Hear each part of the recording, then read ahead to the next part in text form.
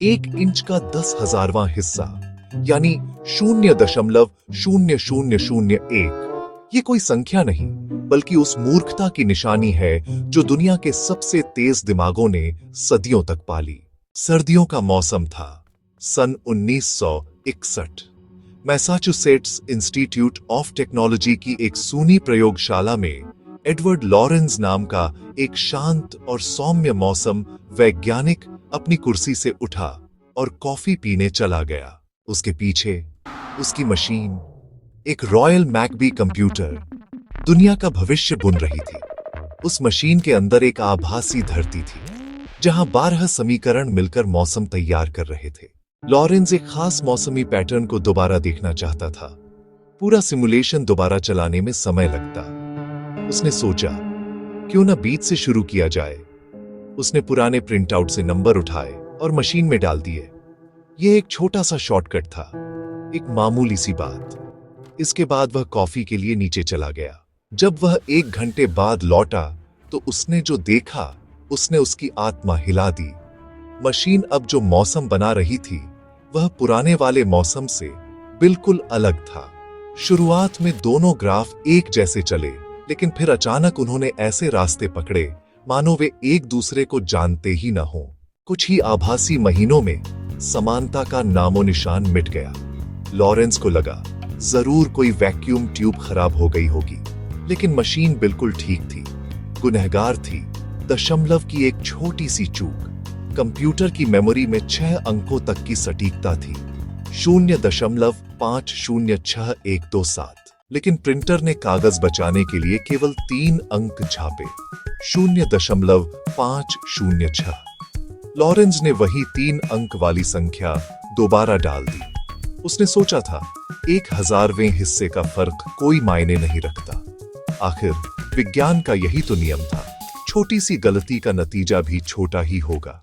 इस बात को अच्छी तरह याद रखना, क्योंकि उस रात उस कमरे में एक इंसान ने गलती से ब्रह्मांड का सबसे गहरा रहस्य खोज लिया। यह सिर्फ मौसम की कहानी नहीं है, यह उस हर चीज की कहानी है जिसे हम नियंत्रित और निश्चित समझते हैं। सोचिए, अगर शेयर बाजार, युद्ध और आपके दिल की धड़कन भी इसी नियम से चलती हो, अगर पूरा ब्रह्मांड एक ऐसी घड़ी हो जिसकी सुई की एक मामूली सी हलचल पूरी सृष्टि को तबाह कर सकती है। ये कोई काल्पनिक कहानी नहीं है, ये भौतिकी का वह नियम है जो आपको बताता है कि आज सुबह आपने चाय की जगह कॉफी पी तो इसने इतिहास की दिशा बदल दी। आज से 6 दशक पहले एक खामोश वैज्ञानिक और उसकी 12 समीकरणों वाली मशीन ने आइजैक न्यूटन और पियरे साइमन लाप्लास जैसे दिग्गजों की सदियों पुरानी मान्यता को ध्वस्त कर दिया। उन्होंने दावा किया था कि ब्रह्मांड एक घड़ी की तरह है। अगर हमें इसके सारे पुर्जे और उनकी गति पता हो तो हम इसके भूत और भविष्य को पूरी तरह जान सकते हैं। लॉरेंज ने साबित कर दिया कि यह एक झूठ था। उसने दिखाया कि भविष्य पूरी तरह अराजक, पूरी तरह अप्रत्याशित है और वह एक तितली के पंखों की गुलामी में बंधा है। इस वीडियो के अंत तक हम ठीक से समझेंगे कि एक तितली तूफान कैसे लाती है। हम अराजकता सिद्धांत के गहरे भंवर में उतरेंगे और यह जानेंगे कि क्यों हमारे सबसे शक्तिशाली कंप्यूटर भी 10 दिन से आगे का मौसम बताने में हमेशा के लिए असमर्थ रहेंगे। लेकिन यह सिर्फ विज्ञान का पाठ नहीं है, यह आपकी अपनी जिंदगी का आईना है। हम सब उस कंप्यूटर की तरह हैं। हम सोचते हैं कि हम छोटी चीजों को अनदेखा कर सकते हैं, लेकिन ब्रह्मांड के नियम कुछ और ही कहते हैं। जिस चीज को हम अराजकता या कैओस कहते हैं वह गंदगी नहीं है, यह कोई बेतरतीब शोर नहीं है। यह एक ऐसा नृत्य है जिसके कदम पूरी तरह तय हैं, लेकिन जो कभी भी खुद को दोहराता नहीं। लॉरेंज ने जब अपनी मशीन के उस व्यवहार को समझना शुरू किया तो उसने 12 समीकरणों को घटाकर 3 कर दिया, जो केवल 3 चरों पर निर्भर थे। उसने इन तीनों को एक ग्राफ पर प्लॉट किया और फिर कभी न खत्म होने वाले एक अजीबोगरीब ज्यामितीय आकार को जन्म दिया। यह आकार, जिसे लॉरेंज अट्रैक्टर कहा जाता है, अराजकता सिद्धांत का सबसे पवित्र प्रतीक बन गया। गौर से देखिए, यह आकृति एक ही बिंदु के आसपास चक्कर लगाती है, लेकिन कभी भी ठीक उसी जगह से नहीं गुजरती। यह एक तरफ से दूसरी तरफ अप्रत्याशित रूप से छलांग लगाती है। यह व्यवस्था और अव्यवस्था के बीच का एक पुल है। यह कभी स्थिर नहीं होता, लेकिन कभी बिखरता भी नहीं। यह एक विरोधाभास है। यह कहानी का वह मोड़ है जहां हमें समझ आता है कि कुदरत रैखिक नहीं है। हमें स्कूल में सिखाया गया, यदि आप 2 गुना ताकत लगाएंगे तो परिणाम भी 2 गुना मिलेगा। यह रैखिकता का झूठ है। असली दुनिया अरेखीय है। यदि आप 1 गिलास पानी को 2 गुना ताकत से हिलाएंगे तो परिणाम अप्रत्याशित होंगे। इसी अराजकता को समझने के लिए हमें एक और शब्द समझना होगा, नियतिवादी अराजकता। यह शब्द सुनने में जितना विरोधाभासी लगता है, हमारा ब्रह्मांड भी उतना ही विरोधाभासी है। इसका मतलब है सिस्टम के नियम पूरी तरह तय हैं, मौसम के समीकरण तय हैं, पानी की बूंद का भौतिकी का नियम तय है। कोई बाहरी शक्ति हस्तक्षेप नहीं कर रही, लेकिन फिर भी हम इसका दीर्घकालिक भविष्य नहीं बता सकते, क्योंकि जैसा लॉरेंज ने खोजा, ये सिस्टम प्रारंभिक अवस्थाओं के प्रति अत्यधिक संवेदनशील होते हैं। इसे ऐसे समझिए, मान लीजिए आप एक पहाड़ की चोटी पर एक गेंद रखते हैं। यदि आप गेंद को ठीक बीचों बीच रखें तो वह सीधी नीचे लुढ़केगी, लेकिन अगर आप इसे एक परमाणु जितना भी दाएं या बाएं रख दें तो वह बिल्कुल अलग घाटी में पहुंचेगी। पहाड़ की चोटी पर वह छोटा सा अंतर नीचे पहुंचते पहुंचते मीलों के फासले में बदल जाता है। मौसम के साथ भी यही होता है। वायुमंडल में अरबों खरबों कण हैं और हर कण एक दूसरे से जुड़ा है। लॉरेंज ने अपने शोध पत्र का शीर्षक रखा, क्या ब्राजील में एक तितली के पंख फड़फड़ाने से टेक्सास में तूफान आ सकता है? और इसका उत्तर था हाँ, सैद्धांतिक रूप से हाँ। लेकिन यहाँ एक गहरी गलतफहमी है जिसे दूर करना बहुत जरूरी है। तितली अपने आप तूफान नहीं लाती। वह तूफान के लिए ऊर्जा का स्रोत नहीं है। तूफान की ऊर्जा तो सूरज और गर्म समुद्र से आती है। तितली तो बस एक ट्रिगर है। जैसे एक छोटी सी चिंगारी बारूद के ढेर को उड़ा सकती है, वैसे ही तितली का पंख वायुमंडल की अराजक प्रकृति को एक खास दिशा दे सकता है। वह समय और घटनाओं की उस श्रृंखला को शुरू करती है जो कुछ हफ्तों में एक विशाल तूफान का रूप ले सकती है। यदि उस पल तितली ने पंख न फड़फड़ाए होते तो शायद तूफान आता ही नहीं, या फिर कहीं और चला जाता। यही वजह है कि चाहे हमारे पास कितने भी शक्तिशाली सुपर कंप्यूटर क्यों न आ जाए, हम 10 दिन से ज्यादा का सटीक मौसम पूर्वानुमान कभी नहीं लगा पाएंगे। कभी नहीं, क्योंकि पूरे विश्व के हर वर्ग इंच पर लगे सेंसरों से भी हम वह सटीक प्रारंभिक अवस्था नहीं माप सकते जिसकी जरूरत है।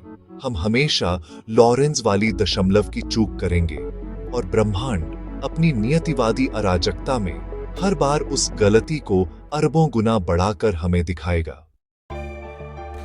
यह सिर्फ मौसम नहीं है। लॉरेंज अट्रैक्टर का यह आकार अब हर जगह देखा जा सकता है।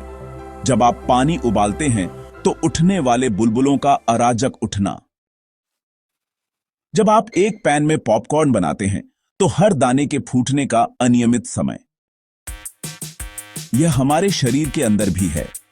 आपका दिल जो जीवन भर धड़कता है वह एक रैखिक मशीन नहीं है। एक स्वस्थ हृदय की धड़कनों के बीच का अंतराल हमेशा थोड़ा बहुत अराजक होता है। यह परिवर्तनशीलता सेहत की निशानी है। शेयर बाजार का वह ग्राफ जिसे देखकर अरबपतियों के भी पसीने छूट जाते हैं, वह भी अराजक है। युद्धों की शुरुआत, साम्राज्यों का पतन और मनुष्य के मस्तिष्क में उठने वाले विचारों का प्रवाह, यह सब एक ही नियतिवादी अराजकता के खेल हैं। हम सोचते हैं कि हम नियंत्रण में हैं, लेकिन हमारी हर योजना का एक बटरफ्लाई इफेक्ट होता है जो अक्सर हमें अनदेखी दिशा में धकेल देता है। लॉरेंज ने अपनी प्रयोगशाला में बैठे बैठे ब्रह्मांड के सबसे गहरे घमंड को तोड़ डाला था। अब हम इस कहानी के अंतिम और सबसे दार्शनिक चरण में प्रवेश करने के लिए तैयार हैं, जहां हम जानेंगे कि इस सिद्धांत ने हमारी पॉप कल्चर और हमारी नियति की अवधारणा को कैसे बदल दिया। अब वक्त आ गया है कि हम उस पहली पहेली को सुलझाएं जिसने इस पूरी यात्रा की शुरुआत की थी। वह कमरा, वह प्रिंटर और वह दशमलव की चूक। लॉरेंज ने जिस दिन 0.50612 की जगह 0.506 डाला, उस दिन उसने सिर्फ एक मौसम का अनुमान नहीं बदला, उसने एक ऐसे दरवाजे को खोला जिसके पीछे से हमारी पूरी सभ्यता का चेहरा नजर आता है। हर बार जब हम सोचते हैं कि यह एक छोटी सी बात है तो ब्रह्मांड मुस्कुराता है। उस 1000वें हिस्से की गलती ने वैज्ञानिक पद्धति की सबसे बड़ी कमजोरी को उजागर कर दिया। हम हमेशा अनुमान लगाते हैं, हम हमेशा गोलमोल करते हैं और हम हमेशा गलत होते हैं। और यही वह जगह है जहां अराजकता सिद्धांत एक वैज्ञानिक तथ्य से उठकर एक दार्शनिक क्रांति बन जाता है।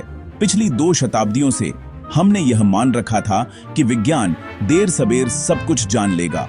हमने आइजैक न्यूटन की इस धारणा को सच मान लिया था कि ब्रह्मांड एक विशाल घड़ी है और हम उसके सबसे बुद्धिमान घड़ीसाज हैं। लेकिन लॉरेंस ने साबित कर दिया कि हम घड़ीसाज नहीं हैं।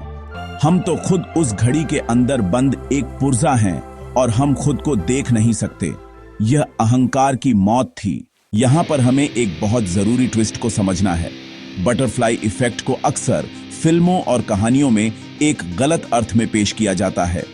1990 की फिल्म जुरासिक पार्क से लेकर इट बटरफ्लाई इफेक्ट नाम की फिल्म तक हमें दिखाया जाता है कि यदि आप अतीत में जाकर एक छोटी सी चीज बदल दें तो आप भविष्य को नियंत्रित कर सकते हैं या कम से कम एक तय परिणाम पा सकते हैं। यह एक भ्रम है, एक खतरनाक भ्रम। पॉप कल्चर ने अराजकता के सिद्धांत को एक भविष्यवाणी के औजार की तरह बेचा, जबकि सच तो यह है कि यह सिद्धांत हमें बताता है कि भविष्यवाणी करना सैद्धांतिक रूप से असंभव है। अगर आप समय में पीछे जाकर एक तितली को मार भी दें तो भी आप तूफान को नहीं रोक सकते। आपको पता ही नहीं चलेगा कि आपके उस कृत्य ने कौन सी नई भयावहता को जन्म दे दिया। यही कारण है कि लॉरेंस का काम इतना भयभीत करने वाला और साथ ही इतना मुक्तिदायक है। यह हमें बताता है कि हमारा भविष्य पहले से लिखा नहीं है। हर पल, हर नैनोसेकंड ब्रह्मांड खुद को नए सिरे से रच रहा है और उस रचना में आपका एक रोल है।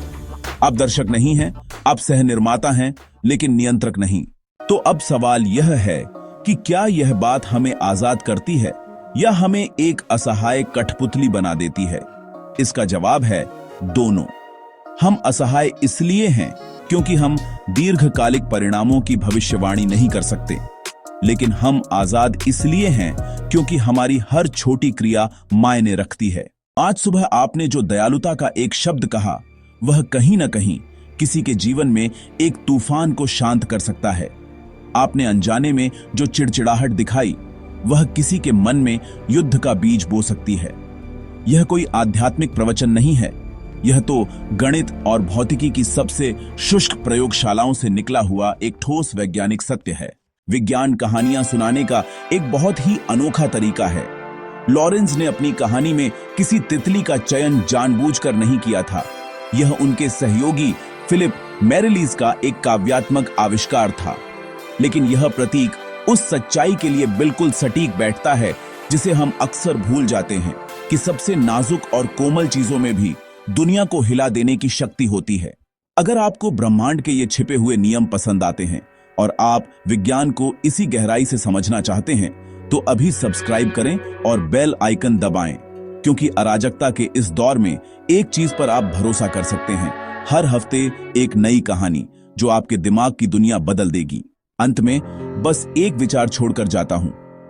यदि आप इस वीडियो को देखने के बाद बाहर जाकर एक तितली को फूल पर बैठे देखें, तो एक पल को रुकिएगा, उसके पंखों की फड़फड़ाहट को गौर से देखिएगा और खुद से पूछिएगा, अभी इसी वक्त दुनिया के किसी कोने में मौसम का कौन सा विशालकाय दानव उस छोटी सी हलचल से जन्म ले रहा है?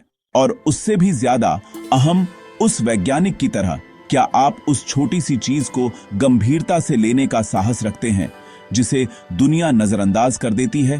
क्योंकि सच तो यह है कि एक तितली तूफान नहीं लाती, वह तो सिर्फ एक रहस्य का प्रतीक है। असली तितली तो आप खुद हैं।